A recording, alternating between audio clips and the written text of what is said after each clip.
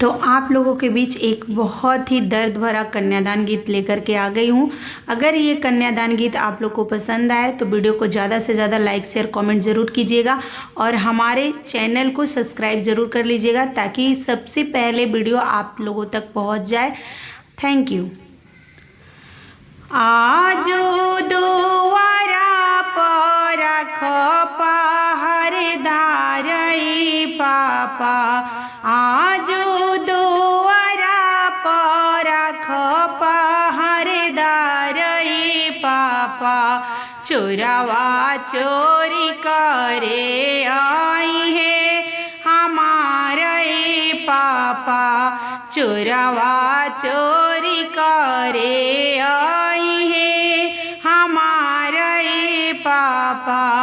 सब खिड़की के वाड़ी बंद रखई पापा, सब खिड़की के वाड़ी बंद रखई पापा, चोरवा चोरी करे आई है हमारे पापा, चोरवा चोरी करे आई है हमारे पापा, चोरवा चोरी करे आई है हमारे पापा।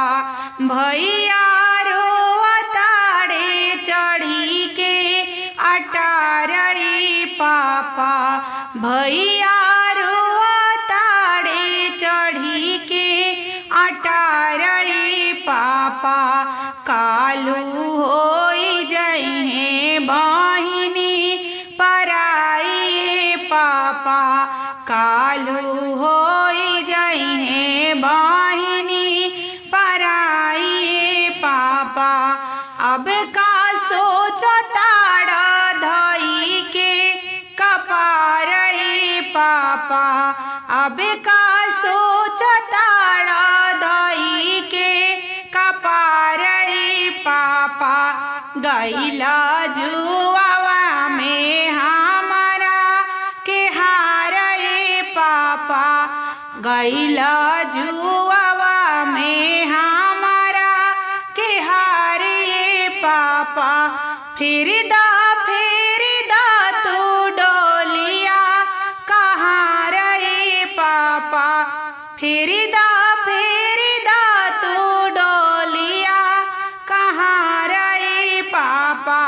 हम ना जाइब दूसरा दुआरे पापा, हम ना जाइब दूसरा दुआरे पापा, कालू होई जइहे बहिनी पराई पापा, कालू होई जइहे बहिनी पराई पापा।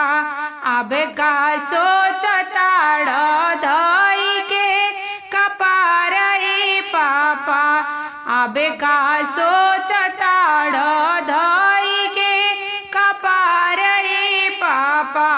आजो दुआरा पर पहरेदार पापा, आजो दुआरा पर पहरेदार पापा, चोरवा चोरी करे आई है हमारे पापा, चोरवा चोरी करे आई है हमारे पापा।